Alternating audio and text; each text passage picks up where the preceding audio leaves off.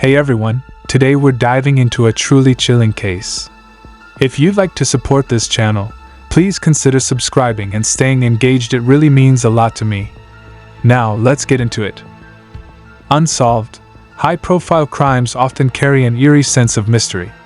They tend to spark widespread discussions, theories, and even academic studies.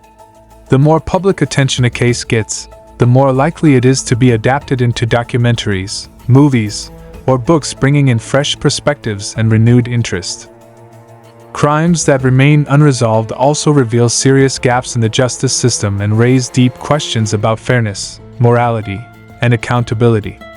One such haunting case is the unexplained disappearance of a college student named Adrienne Celeste Salinas, which sent shockwaves through Arizona back in 2013. Hundreds of police officers, volunteers, and caring citizens joined forces to search for her. It's possible her remains might never have been found if it weren't for a sudden and powerful natural event, almost as if nature itself was helping solve the mystery. Sadly, even with this unexpected break, the full truth behind Adrienne's disappearance remains unknown. Authorities did have a few people of interest in mind, but no one was ever charged, largely due to the absence of concrete evidence. Despite the extensive media attention and public concern, the mystery of what really happened to Adrienne is still unsolved. Adrienne Celeste Salinas was born on November 5, 1993, in Phoenix, Arizona. She was the firstborn of Rick and Pauline Salinas. 2 years later, the family welcomed a second child, Nathaniel. It looked like a bright and happy future lay ahead for the family. But life took a tragic turn when Pauline became seriously ill soon after Nathaniel was born. After several years of battling a relentless disease, she passed away at a young age. At the time of her mother's passing, Adrienne was just 5, and Nathaniel had only recently turned 3. Rick was left to raise both children on his own. He worked incredibly hard to support them while also being a loving and present parent. Rick juggled his day job at a local business with volunteer coaching at the school Adrienne and Nathaniel attended. This gave him the chance to stay connected to their daily lives and interests. He coached Nathaniel's football team and helped with Adrienne's volleyball training, deepening the bond he shared with both of them. The bond between Adrienne, Nathaniel, and their father was incredibly close. They shared everything with him, whether it was their struggles, hopes, or dreams. They trusted him fully and knew he would always be there to support them through anything. Adrienne blossomed into a warm, outgoing, and genuinely friendly young woman. Making friends came naturally to her, and people were drawn to her kind heart, honesty, and playful sense of humor. Her striking appearance, often described as model-like combined with her athletic build, also caught a lot of attention. When she was 14, Adrienne met a boy named Francisco Artiga. He was just a year older and attended the same school. They clicked almost instantly, quickly bonding over shared interests and spending time together nearly every day. What began as a close friendship soon deepened into a romantic relationship. By the time they reached their final year of high school, Adrienne had fallen deeply in love. Francisco was her first serious relationship, and she felt strongly connected to him. From the outside, it appeared the feelings were mutual. Friends and classmates saw them as a happy couple. But under the surface, things were more complicated. Though Francisco shared moments of closeness with Adrienne, he refused to label their relationship as committed. He often said he wasn't ready to settle down and still wanted to enjoy his youth freely. Despite this, he continued to see Adrienne, even while openly flirting with and occasionally dating other girls. Still, he always came back to her, never offering an explanation or apology. Francisco understood just how deeply Adrienne cared for him and took comfort in the fact that she would always be there. Even without promises or commitment, the emotional tie between them remained strong, and they couldn't stay apart for long. Adrienne, on her part, held on to hope that one day he would see they were meant for each other. She did her best to hide her jealousy, though it hurt each time she saw him with someone else. Through it all, she stayed faithful, believing that her loyalty and love would eventually win him over. As time passed, Adrian began to think Francisco was starting to take their relationship more seriously. It seemed like they were becoming closer, but sadly, that belief turned out to be misplaced. Back in high school, Adrian had already set her sights on a career in journalism. She was determined and focused, and after graduation, she enrolled at the University of Arizona, one of the top schools in the state, to study broadcast journalism and public relations. Although she continued her studies in her hometown, Adrian chose to take a big step toward independence. She moved out of her family's house and into a spacious apartment in a quiet neighborhood, where she lived with two of her close friends. Adrian shared her apartment with two of her closest friends from high school, Alexandra Rios and Ashley Dugan. The three had formed a tight-knit bond over the years, built on trust and shared experiences. Each of them had their own bedroom, which allowed for a comfortable living situation that offered both privacy and companionship. Rick fully supported Adrienne's decision to move out, especially since her new place was only about a 20-minute drive from the family home. They stayed in regular contact, often speaking over the phone and visiting each other frequently. On Adrienne's 18th birthday, Rick gifted her a car, which made trips home quick and convenient. She was able to visit nearly every other day. Adrienne quickly adapted to college life. She performed well academically and enjoyed an active social calendar. But during her second semester, she developed a lingering, harsh cough that wouldn't go away. At first, she assumed it was just a common cold and tried treating it herself, thinking she'd recover without medical attention. Unfortunately, her symptoms quickly worsened.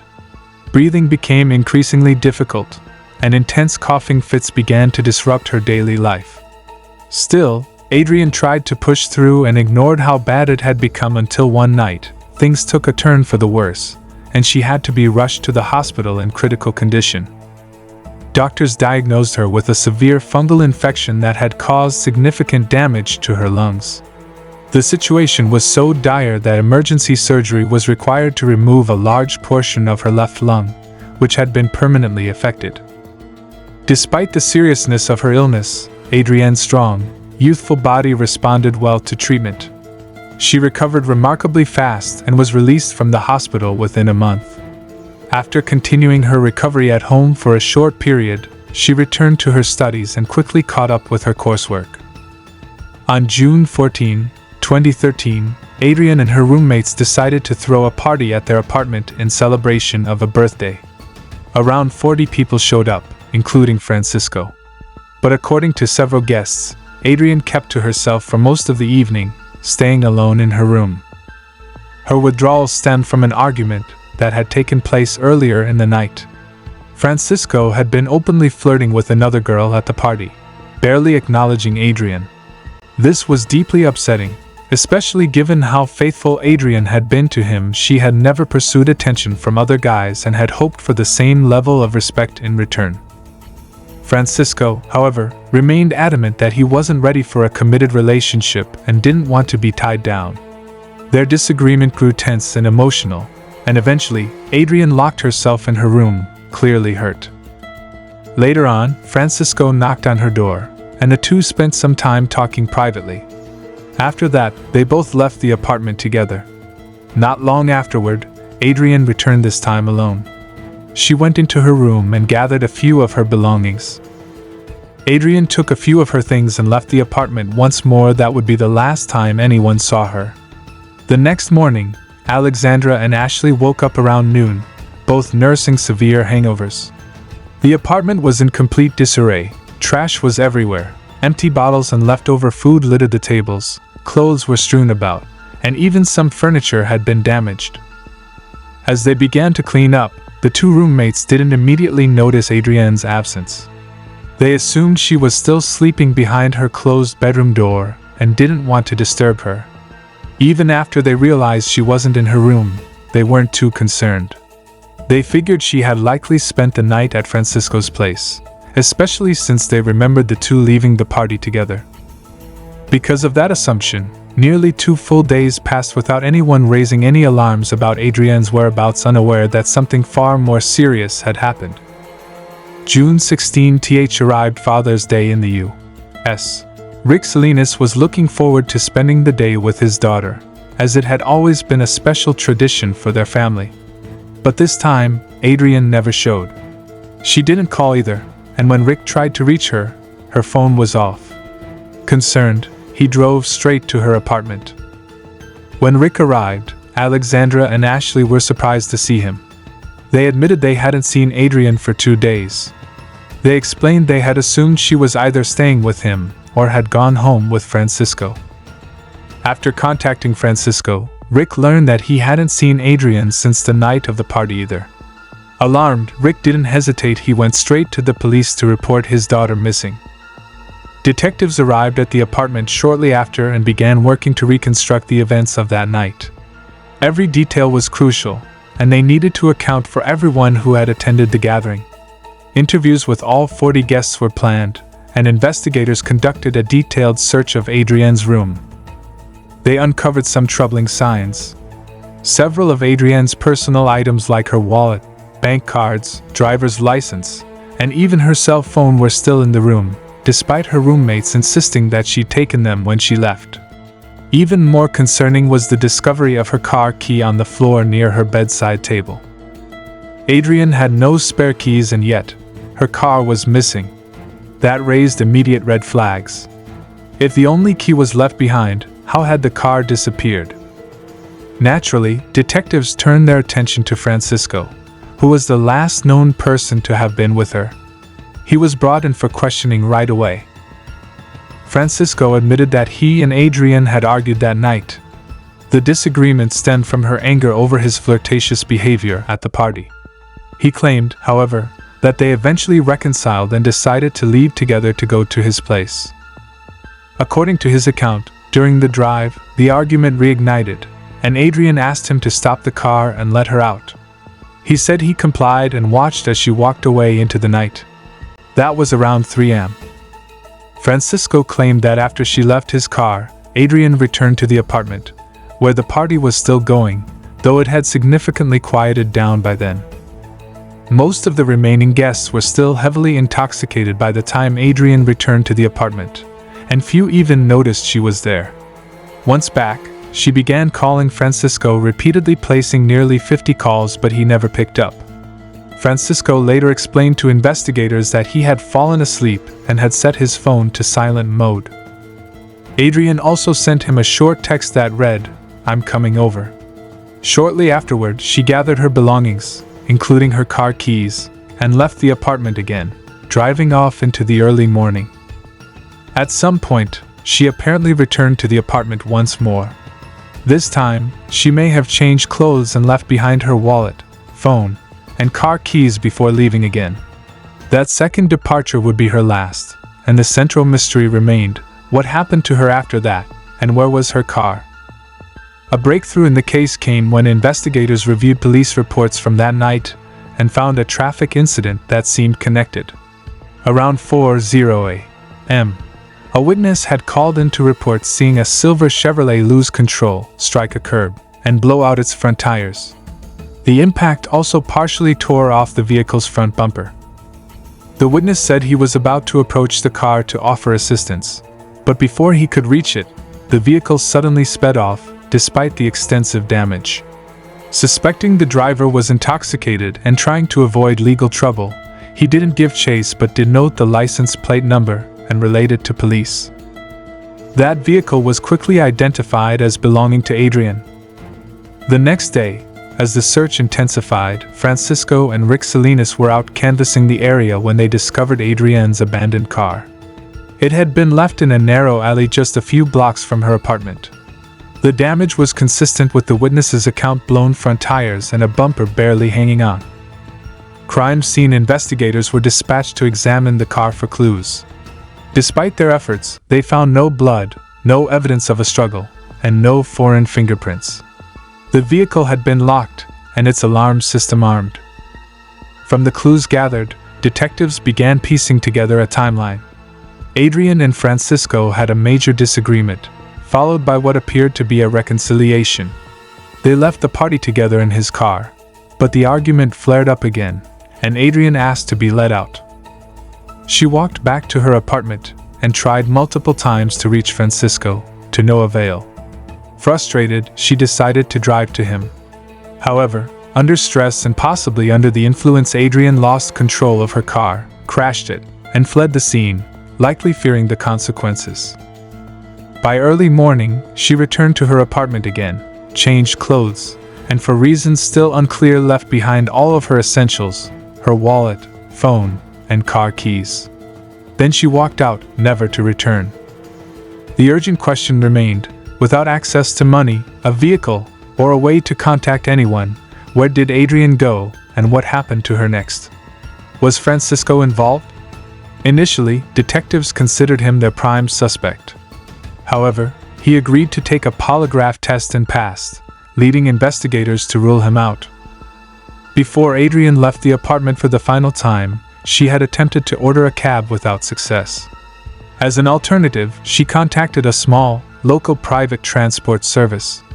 That call, made to the company owned by Thomas Simon and his son, Thomas Simon Jr., would be the last outgoing call from her phone. Detectives needed to speak with both men. Rather than bringing them in for formal interviews, investigators opted for phone calls. Thomas Simon Sr. answered from the office. While Thomas Jr. pulled over to speak with them, he was currently driving another passenger. Thomas Jr. confirmed that he'd received a call from a young woman that night. Because he was already on a job, they agreed that she would walk to a nearby gas station where he could pick her up once he completed the drop-off. However, when he arrived at the designated location, Adrienne wasn't there. He said he waited, tried calling her again with no response, and eventually drove away. Security footage from the gas station backed up his story. Cameras showed him arriving around 4:30 a.m., waiting approximately 15 minutes, then leaving without picking anyone up. Later that same evening, police received a tip from a concerned woman who had been a passenger in Thomas Jr.'s cab. She described unusual behavior. According to her, after taking a phone call presumably from the police, Thomas Jr. became visibly agitated. He pulled the vehicle over, got out, opened the trunk, and removed a saw. This disturbing claim prompted investigators to request an in-person interview with Thomas Jr. and obtain a warrant to search both his car and his home. Despite the ominous report, the search yielded no incriminating evidence. No saw was found, no traces of blood were detected, and nothing in the vehicle or residence pointed to foul play. Still, Thomas Jr.'s behavior during questioning raised eyebrows. He became visibly irritated, displayed signs of aggression, refused to answer additional questions, and declined to take a polygraph test. While suspicions lingered, there was no concrete evidence to hold him or charge him with any crime. With no solid leads and few answers, the investigation hit a dead end. Adrienne seemed to have vanished without leaving a trace. Still, her family and authorities clung to hope that she might somehow still be alive. Then, over a month after Adrienne's disappearance, an unexpected twist occurred. On July 21, 2013, Arizona, normally dry and arid, was hit by a powerful and rare storm. Heavy rainfall and intense thunderstorms swept across eastern Phoenix, triggering severe flooding. Rivers overflowed, washing away everything in their path. The storm would go down as one of the most. The storm turned out to be one of the most destructive the region had seen in over a decade. Then, on August 6, 2013, weeks after the floodwaters had receded, a local resident walking his dog through the debris-strewn landscape stumbled upon something shocking: human remains. Believing he may have found the body of a drowning victim, he immediately alerted authorities. The remains were transported to the medical examiner's office for analysis. Forensic experts soon determined the individual had died over a month prior. The body belonged to a young woman. Due to a distinctive surgical scar and the absence of a section of lung tissue, investigators quickly suspected the remains belonged to Adrienne Salinas. This suspicion was later confirmed through DNA testing. Unfortunately, because of the advanced state of decomposition, the exact cause of death could not be determined. It was also impossible to confirm whether Adrienne had suffered any physical or sexual assault prior to her death. No foreign DNA was found on the remains. Notably, the body was missing its left hand, but due to the extensive damage, it was unclear whether this was the result of intentional mutilation or the violent impact of floodwaters. The remains were discovered roughly 30 miles from where Adrienne was last seen. Based on the flow of the flood currents, it was likely her body had been carried downstream. However, investigators were unable to determine the original location where her remains may have been concealed before the storm. Despite a renewed effort including extensive searches and the use of tracking dogs, no additional evidence or personal belongings of Adrienne's were found. There were no bullet wounds, no stab marks, and no other clear signs of trauma.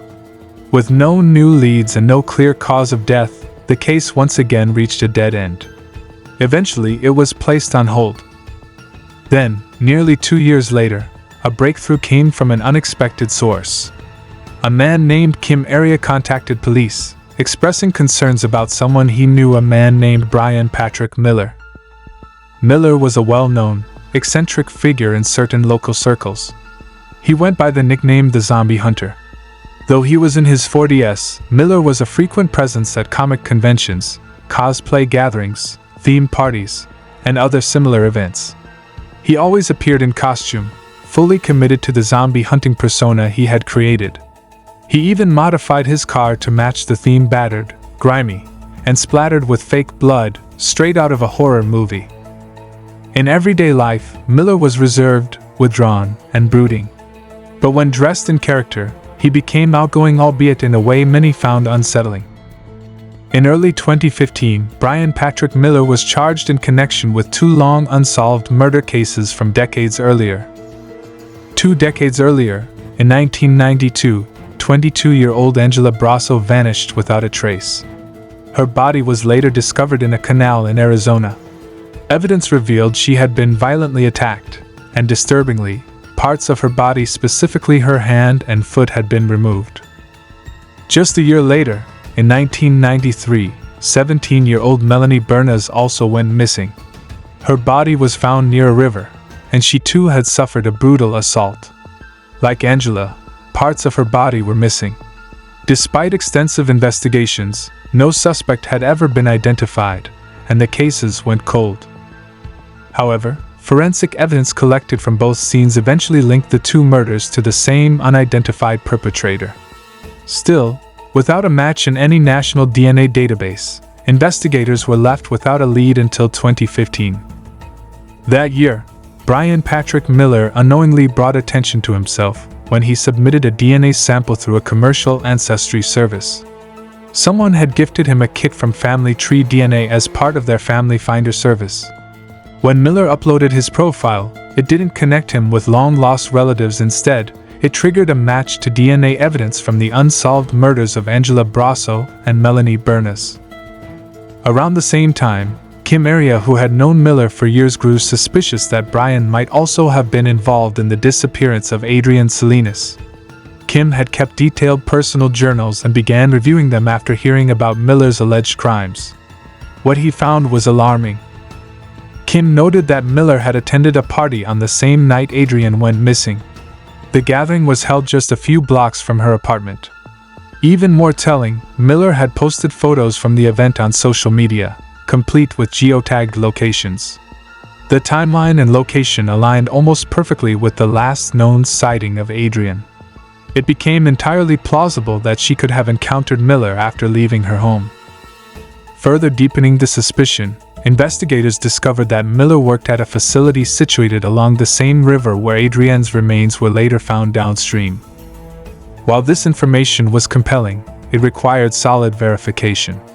Police conducted several searches of Miller's home, hoping to uncover something concrete. But that proved extremely challenging. Miller's home resembled a hoarder's nest, cluttered from floor to ceiling with mountains of comic books, cosplay costumes, old furniture, broken electronics, and miscellaneous memorabilia he had collected over the years, intending to repair or reuse someday. Despite multiple, thorough searches, investigators were unable to find any direct evidence linking Miller to Adrienne's case. There were no physical clues, no forensic matches, and nothing that conclusively tied him to her death. Miller, for his part, vehemently denied any involvement. He insisted he had never met Adrienne and knew nothing about her disappearance. And though some elements of Adrienne's case echoed the disturbing patterns seen in his past crimes, no definitive link was ever established. It wasn't until April 2023 that Brian Miller finally stood trial. He was found guilty of the brutal murders of Angela Brasso and Melanie Bernas and received 2 sentences of 30 years in prison, 1 for each crime. Miller was also suspected in another harrowing case from 1992, involving a 13-year-old girl who was attacked, killed, and dismembered. However, because no DNA evidence connected him to that particular crime, prosecutors were unable to pursue charges. As for Adrienne Salinas, her case never made it to trial. Despite years of investigation, no solid evidence ever surfaced to link Miller or anyone else to her disappearance and death. With no credible witnesses, no forensic breakthroughs, and no new suspects, Adrienne's story remains shrouded in mystery. To this day, her case stands as one of Phoenix's most chilling and unresolved true crime cases, an enduring heartbreak for those who knew her and a haunting reminder of justice delayed. Thanks for watching. Your support truly means a lot. If you found this story compelling, please consider liking the video, leaving a comment, or sharing it. Your engagement helps this channel grow and keeps these important stories alive. See you in the next one.